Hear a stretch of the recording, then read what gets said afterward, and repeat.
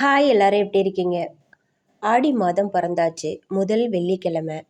எங்கள் வீட்டில் நான் எப்படி ஆடி முதல் வெள்ளிக்கு சாமி கும்பிட்டேன் அப்படிங்கிறத உங்கள் கூட பகிர்ந்துக்கிறேன். இது எங்கள் வீட்டு நிலைவாசப்படிக்கு பக்கத்தில் வாஸ்து குடுவையில் தண்ணி வச்சுட்டு அதில் வாசனை திரவியங்கள் எல்லாம் சேர்த்துட்டு பூ வச்சுட்டு அந்த இடத்துல கோலம் போட்டு எப்போதுமே ஒரு தீபம் ஏற்றி வச்சுருப்பேன். மயில் அதில் பக்கத்தில் தண்ணி வைக்கிற மாதிரி இருக்குது. அப்புறம் அம்மன் போலவே அலங்காரம் பண்ணி அம்மனுக்கு பிடித்த சர்க்கரை பொங்கல் நெய்வேத்தியமாக வச்சுருக்கேன். பழங்கள் எல்லாமே நான் வச்சுருக்கேன். எங்கள் வீட்டில் உள்ள நகைகளை எடுத்து நான் போட்டிருக்கேன். கோவிலில் செய்கிற அளவுக்கு இல்லைனாலும் எனக்கு தெரிஞ்ச அளவுக்கு அம்மனை நான் அலங்காரம் பண்ணியிருக்கேன். எனக்கு ரொம்பவே திருப்தியாக இருக்குது.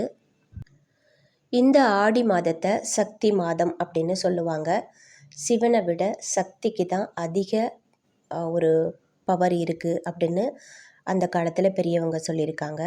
ஆடி மாதத்தில் இதே போல் நம்ம வீட்டில் அம்மன் மாதிரி அலங்காரம் பண்ணி சர்க்கரை பொங்கல் வச்சு வழிபாடு பண்ணுறது, சர்க்கரை பொங்கல்னு இல்லை, ஏதாவது ஒரு இனிப்பு வச்சு அலங்காரம் பண்ணுறது ரொம்ப விசேஷம். 2 பக்கமும் குத்து விளக்கு ஏற்றி வச்சுருக்கேன். ஏதாவது ஒரு சுப நிகழ்வுகள் நம்ம வீட்டில் நடக்குது அப்படிங்கும்போது குத்து விளக்கு ஏற்றுறது ரொம்ப ரொம்ப நல்லது. பக்கத்திலேயே நான் ஒரு காமாட்சி விளக்கும் ஏற்றி வச்சுருக்கேன்.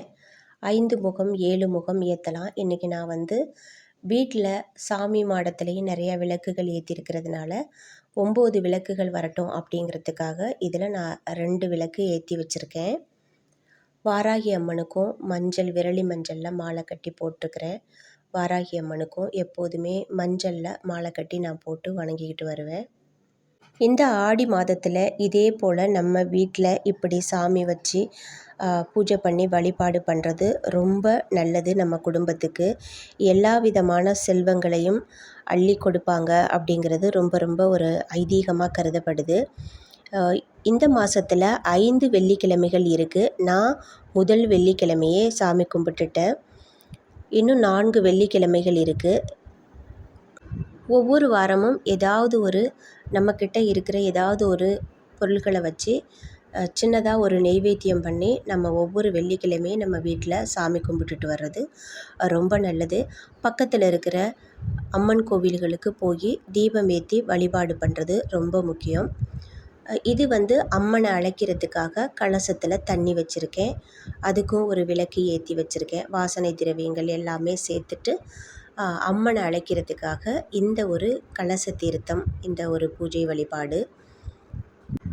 எப்போதுமே நம்ம வீட்டில் 2 அகல் விளக்கு, ஒரு காமாட்சி விளக்கு, நிலைவாசப்படிக்கும் பக்கத்துலேயும் ஒரு அகல் விளக்கு ஏற்றி வச்சு வழிபாடு செய்யணும். இந்த ஆடி மாதம் ஃபுல்லாகவே ஒரு பாசிட்டிவ் எனர்ஜி கொடுக்குற மாதம் அப்படின்னு கூட சொல்லலாம். அம்மன்களுக்கெல்லாம் ரொம்ப ஒரு பிடித்தமான இந்த மாதத்தில் நம்ம வீட்லேயும் கோயில்லையும் போய் வழிபாடு செய்யும்போது நம்ம மனசுக்கு ரொம்பவே நிறைவாகவும் ஒரு திருப்தியாகவும் இருக்கும். நம்மளால் முடிஞ்சதை அம்மன் கோவில்களுக்கு சிகப்பு வளையல், மஞ்சள், குங்குமம், திருமாங்கல்ய கயிறு, இதுபோல் நம்மளால் என்ன முடியுமோ அதை வாங்கி கொடுக்கலாம். கோவிலுக்கு சென்று தினமும் தீபம் ஏற்றி வழிபாடு செய்கிறது சிறப்பு.